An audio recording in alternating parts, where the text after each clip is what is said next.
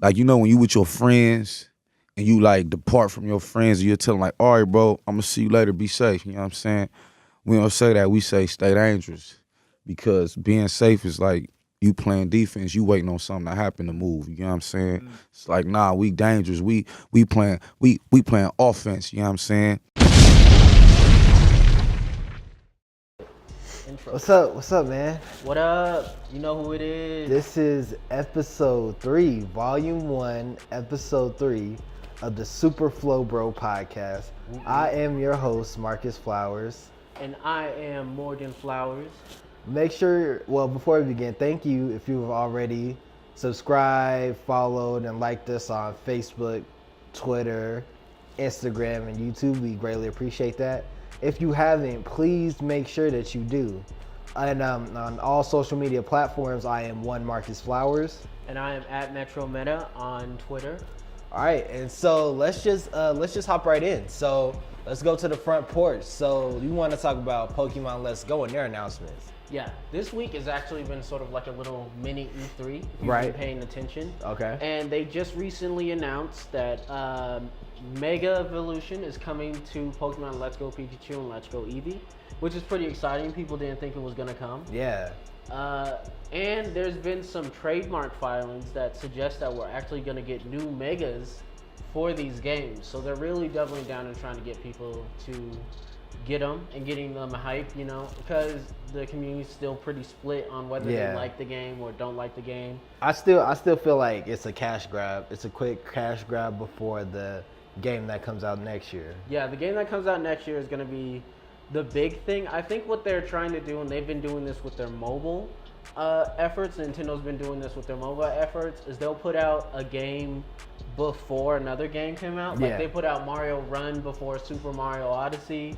And it's sort of to like get excitement in there. So they're trying to use Let's Go to get a lot of casual fans onto the Switch so that when the main game comes out, it's going to have a larger player base to fuel further sales. Okay, very cool. So are you going to get Pokemon Let's Go Pikachu, Pokemon Let's Go Eevee when it comes out? Of course. I might even get the $100 version with the... Okay. With the thing. All right, very cool. All right, so let's move on. More games. Red Dead Redemption 2 gameplay. So I just saw the trailer and it looks pretty dope. It looks like something I would like to play. My only concern, just cause like historical purposes, a person like us wouldn't really be able to flourish in late 1800s, early 1900s, or late 1800s. When the United States was like trying to become the most powerful nation in the world. Yeah. And so that's the only drawback, but everything else looks great. The gameplay, I like the story mode, and I like how it's going to be switching from story mode back to fighting mode. It's going to look realistic. It's something like it's going to be in the Wild Wild West. I think that's very dope. For those of you guys who don't know, it's made by Rockstar Games, who actually invented the open world genre. And Red Dead 1 is one of the most acclaimed games ever made. And Red Dead 2 seems to be, it's going to be doubling down on everything that both made that game good and everything that they've learned. So it's definitely going to be interesting. I'm excited to see what sort of adventures we're going to get into playing as Arthur Morgan. And it kind of brings up when you talk about like the country and like the cowboy setting. Like Red Dead 2 is a prequel to the first Red Dead because they're sort of hopping around just to try to stay in this like Western sweet spot. Yeah. So I don't think we have a lot more games left in there, but it's definitely going to be exciting to see. And I know we don't get a lot of cowboy games, so I think I think that's a very refreshing type of game that we'll be seeing. And then did it say when it drops? It drops later this year or next year? It drops this year, and I believe it's not September. I think it's November. You're gonna know when it drops because there are gonna be posters all around, and basically every single other game has been moving out of its like drop area. So it's gonna be an event. Okay. It's gonna be an event. All right, very cool. And last thing on the front porch. So it seems like the Trump administration is really going forward with this Space Force. Space Force. Now the time has come to write the next great chapter in the history of our armed forces, to prepare for the next battlefield, where America's best and bravest will be called to deter and defeat a new generation of threats to our people, to our nation. The time has come to establish the United States Space Force. How do you feel about that? We don't have the technology to have a Space Force yet, you know? I don't think we should be wasting money on a Space Force. And and the United States having a Space Force violates some type of treaty we have with other developed nations that says you can't try to like privatize space or militarize space. Yeah, the problem is it sets a bad tone, because the thing about space is no country really has the technology to have like a space-like force. Right. But once you start putting things out there, once you say, oh, we have a space force, other countries are going to do it as well. Right. And it's sort of setting the precedent for we're going to have space wars. Basically intergalactic, basically Star Wars. We're about to live in Star Wars. Yeah. Yeah. Okay. All right. Let's move to the living room. So it's been about a year since Charlottesville. Then at 1:42 p.m., Fields allegedly barrels his car straight into a crowd of pedestrians before backing up and throwing the car into reverse. This shocking video taken from a drone shows the terrible moment as pedestrians scatter for their lives in every direction possible. Moments later, cops took him into custody. Fields' relationship with hate reportedly reaches back into high school. During a visit to a concentration camp in Germany, he told classmates this is where the magic happened. Do you know what happened there? Yeah, with the riots and the KKK. Yeah, so basically it was a year ago, an alt-right group met in Charlottesville, Virginia, and it was going to be, they're basically protesting being losers. Yeah. Because they were protesting the Robert E. Lee statue. But what it turned into, Robert E. Lee is a Confederate general. And if you know your American history, the Confederacy lost the war. So they're basically trying to fight for losers, which why would you want to? I've never got celebrating losers, but it's there to like uplift like white supremacy and the problem a lot of people have with the knowing about the Confederacy and why they lost is the South and Republicans have made this weird alternate history where they have convinced, and like they've done polls, like I think I saw one poll, like only 43% of people could actually like say that, oh, slavery was the point of the Confederacy. Yeah. And they've made up this thing in their head where they were fighting for their farms and their country. And it's sort of they're rewriting and telling themselves their own history for the sake of controlling and saving their own egos. And I think that is detrimental, massively. Yeah, definitely it is. And basically, so it's been about a year since the Charlottesville, and I don't know. Right after it happened, Trump said, well, a young lady lost her life. Her first name was Heather. She was a protester, and an alt-right person who was there drove his car into like protesters, and he killed her. But Trump said even after that, there's good people on both sides, which basically gave like the alt-right and the white supremacists, the president gave them the power to feel more emboldened. And we've seen that in the past year, not only from like alt-rights online and like the Star Wars bros attacking the Asian character and the Starfire backlash. We've seen it in everyday white people where they just feel the need to call the cops on like just black people for being black. Yeah. And so it's basically what the president did is basically trickle down racism, where people feel even if they're not racist, they feel like they can show their racist tendencies and they'll be okay. Yeah. And so they're supposed to be meeting this weekend in the Washington D.C. area. If you're out there, please be safe. And Trump actually made a tweet today that said he condemned racism and we all need to be peaceful Americans. He don't care. Nah, he doesn't. But I want to get it right because we're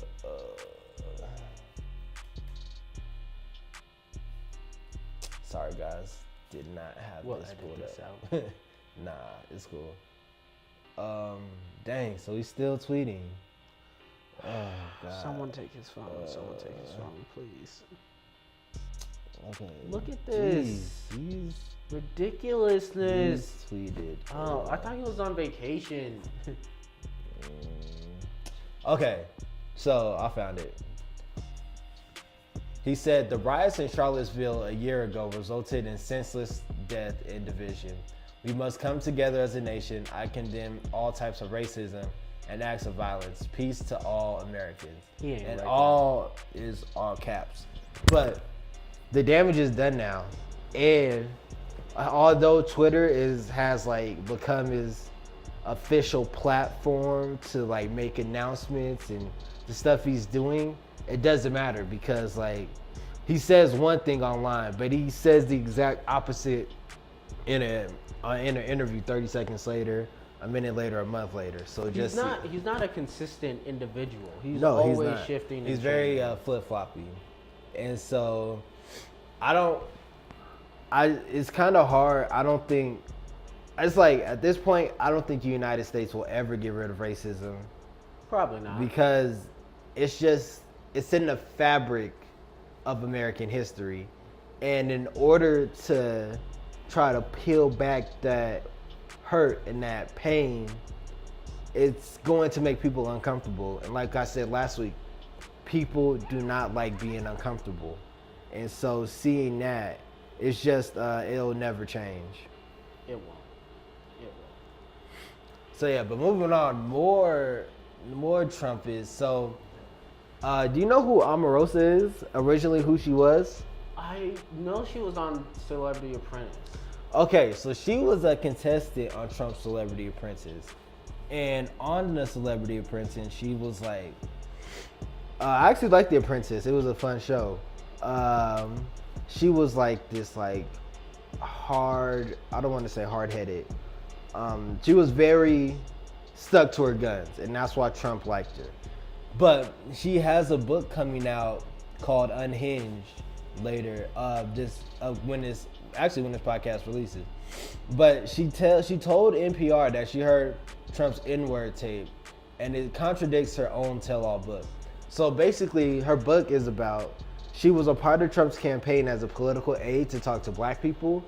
That was basically her job. She just was, she was basically the liaison between herself and the Congressional Black Caucus. And so what she told NPR about the N-word tape that she heard, she said, hearing it changed everything for me. And this is what she also had to say. She said, incredibly, the person who shall remain nameless picked up the phone. We spoke. On this phone conversation, I was told exactly what Donald Trump, and yes, the N-word, and then a classic Trump goes nuclear rant, and when he said them. During production, he was milked, and there is definitely an audio track. For over a year, I had been so afraid of hearing the specifics from someone who'd been in the room. Hearing the truth freed me from that fear. And only now that it's gone do I realize just how heavy it's been. And now, it's kind of trying. Yeah, basically, Now it's she's kind of trying. crazy because She spent all. See, my problem with this is black people like her and them. They always make us all look bad. right. And then at the end, they come back crying and they come back to the black community like, I heard so much stuff. I heard the N-word. You never know. And they expect us to like hold them and bathe them. Like, no, you spent the past couple of years betraying and hurting the black image and your own people. We don't care about you. That's your problem. My fault. Yeah, but it's kind of weird because in the African American community, I feel like we've just been through so much as a culture that we give second chances to select people. Like we give second chances to like R. Kelly, Juice. triple. X? No, that was his extension. Like when he died, we're like, oh man, he was just changing his life around. And so we have a tendency to forgive easily. And that's what I don't want to happen with Omarosa, because she worked for an administration that has clearly stated that they don't like anybody who's not white and blonde hair, basically. Yeah. And that's it. That's like blonde hair, blue eyes. The what's the name? It's true Aryan race. Aryan, yes, the true Aryan race. So for a person to say I was so afraid for my life, but it's like you were out here touting that Trump was a hero for Black Americans, that he was the best president ever, when all that he's done throughout his presidency is try to hurt us. It's like, it's hard for me to see like where you changed. You want to change now because you don't want to be on the wrong side of history. Well, but already there. Words are one thing, actions are another. And your actions have spoken way louder than your words. Yeah. She a mess. Yeah, but moving on. All right, so the Army has halted temporary immigrant recruits. So basically, there's a program, and I want to get the name right.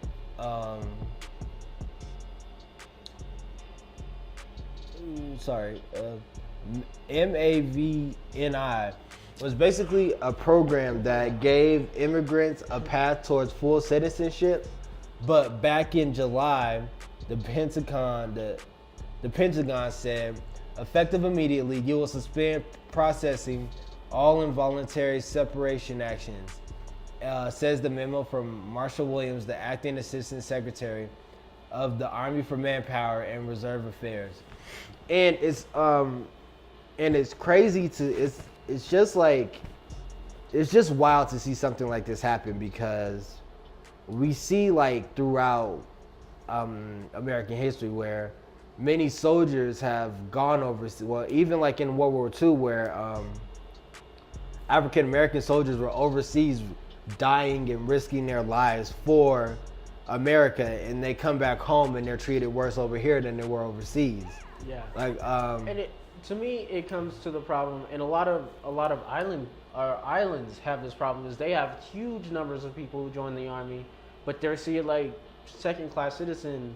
And at some point I would just say, just stop joining. And it's weird now because they're in a state where they made a commitment, so the Army is still using them for bodies for their work, but their visas are gonna run out.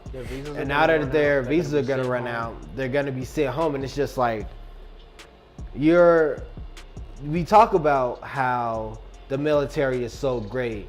The military is all inclusive. And so when you're taking away an agreement or a promise that you made to certain individuals, it's like, if the United States can't stand on its word, then... And we can't. And again, I say this again, just don't stop fighting for a country that starts wars and hates your people and does all these things. Just, if white people want to start all these wars and they want to fight all these fights, let them do the fighting. Yeah, definitely. Stop it. Okay, and that was it for the living room. Let's head to the kitchen. All right, so you're gonna kick it off.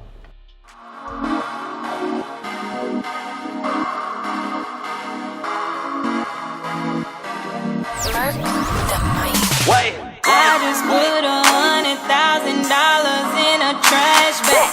Got them strippers asking where that mother cash at. All we smoke is loud and I got Kush all in my gas mask. All we smoke is loud and I got Kush all in my gas mask. If you with it, well, let's get it, let's get it. She love it when I twist it, she love it when I mix it. Let's get it, let's get it. Hey, is you with it, you with it. Is you with it, you with it. She love it when I twist it, she love it when I mix it. Let's get it, let's get it. Hey, I ain't never worried about a name, no, I ain't worried about a petty house. Anything to a real boss running things, I got that dope, now let me blow. You with it, I'm addicted. Understanding it's all about the vibe, let me know if you with it, you with it. Hey. These bitches make a living putting on a show. I cannot count how many times my partners roll. We get lit all night, we get lit all night.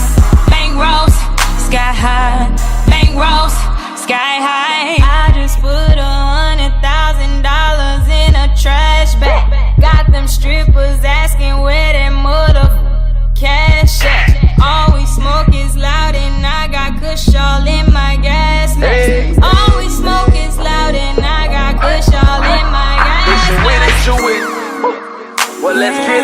get it. She love it when I twist it, she love it when I mix it. Let's get it, let's get it. Hey, is you with it, you with it. Is you with it, you with it. She love it when I twist it, she love it when I mix it. Let's get it, let's get it. Hey. I just put $100,000 in a trash bag. Got them strippers asking where that mother cash at. Always smoke is loud and I got kush all in my gas mask. Always smoke is loud and I got kush all in my gas mask. You can tell me what you wanna do, cause I'ma do what I wanna do. I hate to take it to a deeper zone, cause I'ma be here all night long. All night long, yeah, yeah. I hate to take it to a deeper zone, cause I'ma be here all night long. I just put $100,000 in a trash bag. Got them strippers asking where that mother cash at. Always smoke is loud and I got kush all in my gas mask. Always smoke is loud and I got kush all in my gas mask. With it, you with it. Well, let's get it, let's get it. She love it when I twist it, she love it when I mix it. Let's get it, let's get it. Hey, is you with it, you with it. Is you with it, you with it. She love it when I twist it, she love it when I mix it. Let's get it, let's get it. Hey. Dead Cells takes the progression of a Metroidvania and integrates it into this procedurally generated action roguelite that has you slowly chipping away at its steep difficulty. It takes the progression system of a Metroidvania and transforms it into a procedurally generated action roguelite. Dead Cells only falters slightly with some repetition setting in, especially on the early areas and during longer play sessions. Dead Cells does falter slightly with some repetition, but it's only felt in its earlier areas and during the extended play sessions. So we're starting with IGN reviews. Have you heard about this? I have not. So this week, indie game called Dead Cells. It's a Metroidvania procedural generated sort of hard game. Came out, and the IGN reviewer who reviewed the game copied a little known YouTuber. He wasn't little known, but like a smaller YouTuber who had his review up like a couple weeks ago. Yeah. They have they fired the man in charge. Well, the man who did the review, and they said it wasn't a reflection of their editorial system. But a lot of IGN's very hated in the gaming community because they're sort of, a lot of the gaming community is sort of like the MAGA community. Yeah. One of the going back to Charlottesville, part of how they organized that was through gaming, Gamergate, and all that stuff. And so they sort of took this as an opportunity to just, just trash IGN because it's the soy boy San Francisco big review thing, and they hated it, and they were pushing so much, and it reflects badly on both IGN and the gaming community as a whole, because they took it as an opportunity to just trash people both for their lifestyle and for where they work. And it looks bad on IGN, but what I say about IGN is they might be middle of the road, you might not like them, right, but they always live up to their problems. Like last year, IGN bought Humble Bundle, and they had put a review out for Humble Bundle game. Immediately they said, look, we had already reviewed this game, we didn't know about the deal when it was going down, and they told everybody what was going on when they knew about it, when the deal went through, and they said, look, we're sorry, in the future we'll hire an out of corporation reviewer. And for that. And so IGN always lives up to its mistakes. And I appreciate that, because I feel like a lot of the true reviewers that the gaming community holds up, they're only true reviewers because they cuss and they're always mad at stuff. Yeah. But whenever they do something, they're misogynistic. Yeah. Yeah. And not all of them are. Like one of them, Jim Sterling, he is very crude. But he is also very inclusive. He does champion a lot of different things. But the problem I find with it is they don't always live up when things come to pass. Like Jim Sterling, just to say him again, I do like the guy, but when his review of Hellsing Song of Sacrifice, that game came out, he had given it like a 0 because he found a bug at the end of the game that said he couldn't beat it, but he loved it up till then. And people were mad about that. Yeah. Because they're like, you love the game. You said you loved the game, but you found one bug and now you gave it a 0, and he was like, you know what, I might have did something. He had to change his review, but that wasn't until people like complained. But IGN, whenever something bad comes out, whenever they're caught, they always step up to the plate, and I give them that. Okay, so more, University. I know more of a scandal. So recently, Heather Dinich, Adam Rinenberg, and Tom Van Haren, sorry, I know I messed up those names. They released a story with ESPN, and it's called "The Inside Story of a Toxic Culture at Maryland Football." And so it's basically, it's a great read. You guys should check it out. But it's basically saying Maryland's coach,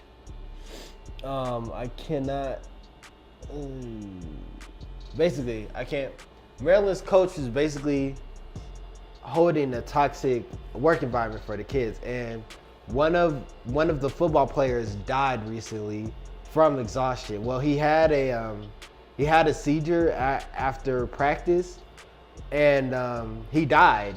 And so this report comes out, and it talks about the toxic culture of the school, and how the players are basically humiliated.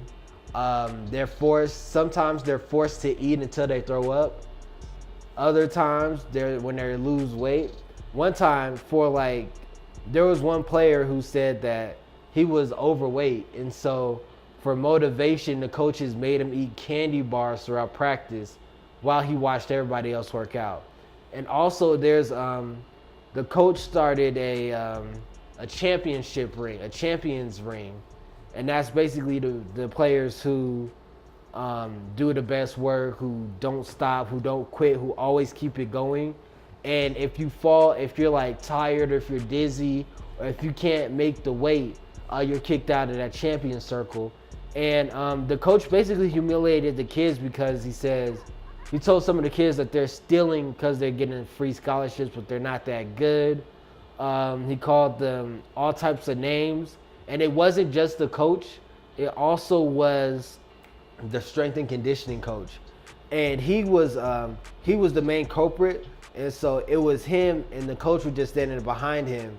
And then because it was such a toxic culture, the athletic trainer also adapted this type of mindset as well. And when the young man who died, or he had a seizure at first, and they didn't call it in until an hour later. So it happened at like 5 p.m. It happened at 4 p.m. and they didn't call it in until like 5 p.m. Or it happened at 5 p.m. and they didn't call it until 6. And so I find this just infuriating, because just like I don't have kids, but as like a parent, you send your school to college to do their best work. And so them playing sports is just an additional, it's helping them pay for school. It's not the main focus. But when it becomes the main focus, and when they see their children's names and their jerseys in the store, and they see their faces on billboards, and it's kind of hard because they're putting so much effort into this, but they're not getting paid. Yeah. And so that's just crazy to me, because kids are just not getting paid. And I've talked to some NCAA player athletes who are for getting paid, and they're not for getting paid. They say, my payment is my degree. Or they say, yeah, I should get paid because my name's on the billboard. Yeah. And the problem is, and this is the problem with all, I would say, extremely competitive sports like this, is that it creates, especially when you're dealing with kids, when you're dealing with people in colleges, it creates this area where you can basically do whatever you want, because children can't say anything. They don't really have a voice. They don't have a way to get out of this. And you're basically putting money down to take a child's identity. Like in John Oliver's look, when he looked at players being paid and not paid, he saw all the money that they were making, and they made a video game about March Madness, about the NCAA, and they put students in there, and the students didn't see a dime. Well, okay, so they saw $1.50. Like That's nothing. Yeah, it's you not. put my face in a video game that sells well, and I don't see a dime, I don't see anything from there, I'd be mad. And the problem I would see with it is this is the only way a lot of them go in to try to become pro players. And to some extent, that's part of the reason why we have such a good football scene, is that there's a clear path you take. But if one thing in that path messes up, if there's one corrupt person in that path, it could derail you entirely and it can stop you. Like, your high school coach might not be that good, or he might not like you. All of a sudden you can't get that scholarship. Your college coach is toxic. All of a sudden you can't make it to the league. And it creates this competitive, super hyper area where you have to deal with it. Because if you get mad at the coach, he's not going to put you in the league. Now you're straight out of there, because a lot of times the scholarships that you get from these athletic scholarships, they might be good, but you might not have had the energy or the time to put in and actually learn the material. Definitely. So yeah, just a sad situation all around. Now, from one sad situation, at this point, I think I'm gonna just place an alarm on this one. The Kanye West one, because this guy's just out of control. Do you think he is a good president? You're gonna ask me, can I answer the first question you're gonna ask? Answer whatever you want. Well, it's funny, in this world that we live in, there's two main motivating forces, and I tweet about it all the time. It's love or fear. And you can't explain love. My cousin is locked up for murder, and I love him. I saw he did a bad thing, but I still love him. And just as a musician, African-American, guy out in Hollywood, all these different things, everyone around me tried to pick my candidate for me. Mm-hmm. And then told me every time I said I like Trump that I couldn't say it out loud, or my career would be over. I'd get kicked out the black community, because blacks we're supposed to have a monolithic thought. We can only be Democrats and all. So even when I said it right before I went to the hospital and I expressed myself, and when I came out, I had lost my confidence. So I didn't have the confidence to take on the world and the possible backlash. And it took me a year and a half to have the confidence to stand up and put on the hat, no matter what the consequences were. And what it represented to me is not about policies, and because I'm not a politician like that, but it represented overcoming fear and doing what you felt, no matter what anyone said, and saying, you can't bully me. Liberals can't bully me, news can't bully me, the hip hop community, they can't bully me. Because at that point, if I'm afraid to be me, I'm no longer Ye. That's what makes Ye.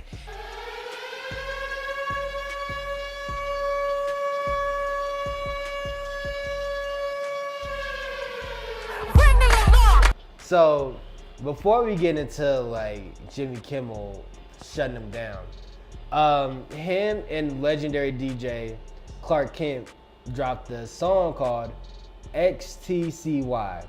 And on the song, he says, you got sick thoughts, I got more of them. You got a sister-in-law you would smash, I got 4 of them. Now, he's talking about Kourtney, Khloe, Kendall, and Kourtney and Khloe Kardashian, Kendall and Kylie Jenner. Now, before I say, how do you feel about this? Look, Right. Kanye out here being crazy. But to be fair to him, the Kardashians have made an empire of them being good looking. Right. And when you make an empire based on that, and this is why I don't like I like young stars. I think it's great to have them and grow up with them and see them how they change and everything. But when you do start so young, you know that those things are going to be out there and that people are thinking those things. Mm-hmm. And to be fair to Kanye, he is pointing out something that a lot of people are probably thinking. Well, the only difference is those are his in-laws. Those are his in-laws. So that's just another But he's super nasty for so that. also be fair, we have a president who admitted on television he wants to sleep with his daughter. I mean, I think some people said Kanye's doing it for shock value now, but I think the point is, there's just certain lines that you don't cross, and Kanye has continually crossed those lines without repercussions. Like, I don't think his lines about like his sister-in-laws are gonna like, nothing's gonna happen. Adidas is still gonna support him. He's still worth like $500 million, and nobody's going to check him. The same thing with like his slavery comments and everything. Like, he's making outrageous statements and he's doing outrageous actions without consequence. And that's just my biggest concern about this is what is it gonna take to reel him in when we finally say, all right, you know what, Kanye, this is too much. When not just culturally canceled, but financially canceled. Because that's where I think that's the only way he's gonna change, when you hit his pockets. And so when it comes to like Adidas and Hypebeast, and like he wants to release a basketball shoe, but like the sketch was so horrible, it comes to a point where people he has a cult-like following, and it's just like people are gonna support you regardless.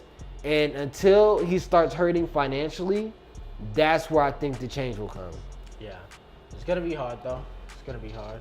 Yeah, so we're in the dining room now.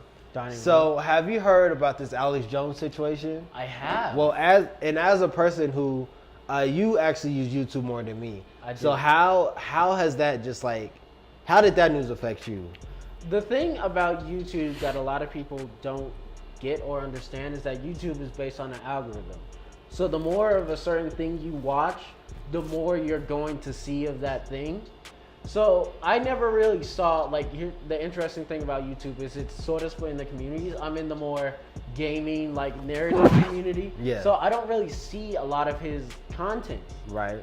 But the thing is, one thing leads to another. So if they take away Alex Jones, then what could happen, and you get into these spirals. You could be a young child, maybe looks up a Fox News on his phone. And it's crazy. They took out Alex Jones, but they left the thousands and thousands of profiles that say the same thing as him, just without as large of an audience. Yeah. And so some of the crazy stuff that Alex Jones has said. So he said Michelle Obama's really a man. Hillary Clinton being able to open a jar of pickles. Lady Gaga's Super Bowl halftime show enacted a satanic ritual. He's really heavy on gun control, and he predicts a 1776 style revolutionary uprising should the government attempt to take the rifles of ordinary, hardworking Americans. But he's also said that Barack Obama is a demon and he smells like sulfur. And his big thing is Sandy Hook Elementary Massacre was a government hoax. And Pizzagate. Can't forget about that. Yep, Pizzagate, a conspiracy theory. And he said it's basically senior Democrats running a child sex ring out of a pizza restaurant in Washington, D.C. And so he's just he's crazy. And what he does, he has such a large following. Like with the Sandy Hook thing, he put those families into hiding. People were calling the families, calling them fake. And just imagine losing a loved one and then having to deal with people calling your tragedy not real. But the worst thing I think about this is that that's not even why they kicked him off. Yeah. They kicked him off because he said that he wanted to shoot Robert Mueller. And that was their shooting. That was their turning point. Yeah. But to me, I'm just he's been so far beyond that for so long, and he's not even off all of them. He's still on Twitter because Twitter doesn't care. And speaking about Twitter, so Twitter is because I'm on Twitter all the time. It's a very alt-right. Yes. Organization. At this point, it's an alt-right organization. So basically Jack said, who is the head of Twitter, he said, basically InfoWars, Alex Jones didn't violate our policies when there's proof where they did do that. But Then he tried to backtrack and said, oh, well, Alex Jones is a journalist and other journalists, we need to hear other journalists' viewpoints.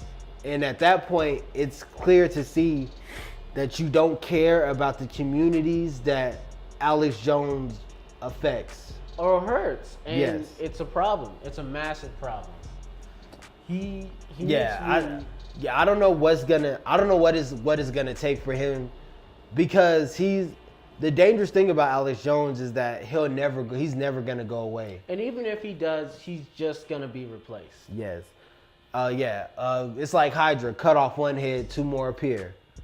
Now you want to get into the Riot Games scandal. Did you hear about this? No, I haven't. So, You're all right, For let those me of you know. guys who don't know, Riot Games are Riot Game, as gamers call them, because they have one game. Right. It's League of Legends, the biggest MOBA in the world, practically the biggest esport in the world. And Kotaku, I believe it was, released an article about they have a toxic masculine culture. There were reports of sexual harassment, reports of females not being able to get jobs. One female employee talked about how she heard one of her fellow coworkers make a rape joke about another male coworker that he stayed with. And it was a huge blow up. IGN was talking about it, The No was talking about it, and they released a statement saying that they've grown so much that they basically have lost control of their corporate culture, and that they're going to work to try to solve it. And more female Riot Game workers have come out talking about how bad this is and how hard it is.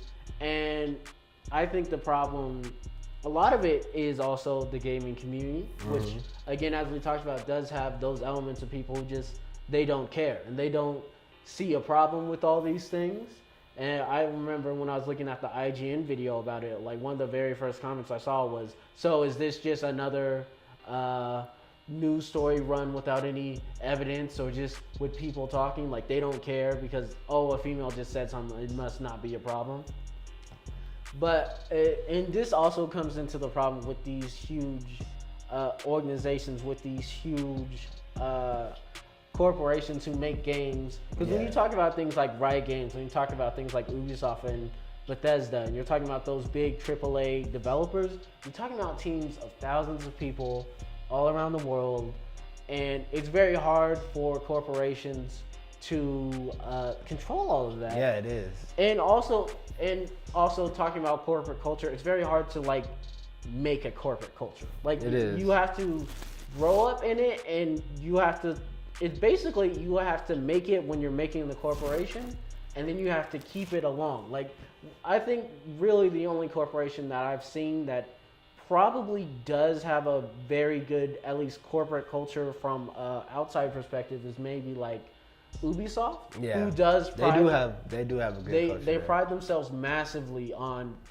being about inclusion and things like that. And you look at their E3 panels, the people who walk up, the people who are in charge of things, and sure, a lot of them still are white, but then again, it's a French corporation. But they do have people of color out there, and they name off all their things, and they're very excited to show off, their different viewpoints of the world. They put that at the beginning of every single Assassin's Creed thing. Is they're like, hey, this was made by a diverse group of people, and they research, and culture itself is so big to them, and they research things passionately, and they try their best to show things as they are. But when you talk about things like Riot Games, they're owned by Tencent, which is one of the largest gaming corporations. They own parts of Riot Games, they own parts of Epic Games, they own parts of PUBG Corp, they own parts of Ubisoft now, they own parts of EA, I think. They're a massive Chinese video game corporation. But with Riot Games, they have one game. They make one game, and that's all they have. And they need to figure out a way to both diversify, fix that corporate culture. I don't know how they're going to do that. It might be a lot of layoffs, it might be a lot of firings, but also there have been some rumblings from them that they're thinking about making a second game. Which is crazy. Yeah, which is, they don't need a second game. League of Yeah. Legends makes so much money. But if they are thinking about expanding and making other games, it might just have to be a lot of moving people around. Cool. All right, so we're about to get out of here, but before we leave, grand opening, grand closing. So you got a flight to catch soon. I got a flight to catch tomorrow. You're going back to A&T. A&T. So can you tell me, as our grand opening, grand closing, tell me the difference between Denver and, well, you spent time in Greensboro and Raleigh. So tell me the difference between Denver and North Carolina. The difference is actually pretty amazing. Denver is more of like a hipster town. Mm-hmm. But one of the things I would also say is Denver is very much about alcohol. It's about these, and it really is. Like anywhere you go in Denver, you can buy alcohol. You go to the zoo, they sell beer and wine coolers. You go to a bike shop, it's a bike shop and a pub. Like there's alcohol everywhere around this city, and it has a lot of niche, like different things. There's like 4 different, like, you could have a block with like 4 different types of bars, and each one has a different theme or a different draw to it. As opposed to like North Carolina, there's not a lot of bars. There's a few, but there's a few more in Raleigh than there are, because Raleigh is sort of like a bigger, more, Raleigh's a little bit like Denver. It's more of like a hipster city and stuff like that. But they're more, everything is more spread out. And that's what I would say. In their public transportation is awful. And how they go about turning up is also different. Like in Denver, people you go down to the bars, or you go to like a big event. But in Raleigh and in North Carolina, what I've noticed is it's a lot more house parties. It's a lot more let's get together and just have a hangout. Yeah. It's more straight. You know, you go down and you buy it. You don't go out to the bars as much. Do the liquor stores close at 7 out there? Yeah. Yeah, they do. I've run into, I've been there a couple days where you're like, oh gosh, where are we gonna buy this? You get in. My first couple years out there, what you would have to do is you'd have to plan it. When I was in school at Claflin in Orangeburg, South Carolina, it was like a Friday or my birthday, and I asked my mom to send me money, and she said, okay, I'm gonna send it when I'm off. And so I was like, cool, I'm gonna have money for alcohol. And so she sent it at like 6:50 my time. So I had to run to the liquor store and buy something. So yeah. Yeah, you basically have to, if you want to turn up, you have to plan. Like you have to wake up and be like, okay, I need to go to the liquor store by probably around 12, put it in the fridge, let it get cold. Like it's an event that you're planning if you're gonna turn up. Yeah, definitely. What about the people? People are pretty nice. I go to a HBCU, so I see a lot of diverse groups of people from around the state. Do you notice a difference between the black people out here and the black people in North Carolina? I would say the black people out here are a bit more white. Just to explain. What I would say is the black people in Denver are very much part of the Denver culture. So they do go out, they go to the bars, and that's not to say they don't have as much edge or not as much hood, but like they are a bit more like, okay, let's go out to do something crazy. Like, let's go to this bar. Let's go do this event. While the people out there, they're a lot more like consolatory, they're a lot more in themselves. Like they're in their little groups. And they're not as much as like, oh, let's just go out and just go to a crazy bar. Like they find like a couple bars they like and they go to those every day. They're not going down to like Aurora and like, let's just see what happens. Yeah. Let's just see what happens. Word. Well, that was it for episode 3 of the Super Flow Bro podcast. Next one is audio. Next one, oh yeah, this is our last show with us together, because since he's going back to North Carolina. So what we're going to do audio, but we're going to be having motion pictures in the back just so we can have the YouTube component still. Yeah. Make sure you are following us. Follow me on social media at 1 Marcus Flowers. And you can find me on Twitter at Metro Meta. And make sure you're following 26 and Glencoe's social media handles. 26 and G on Twitter, 26 and Glencoe on Instagram. And our Facebook page, make sure you like it. It's 26 and Glencoe Media. The Fantastic Flow podcast, episode 1 should be out by the time this gets released. And that's going to be talking about the Fantastic Four. That's about it for now. Do you have anything down the pipeline? Working on my podcast, so keep an eye out for that. Okay, and once again, thank you for tuning in. Until next time, peace. See ya.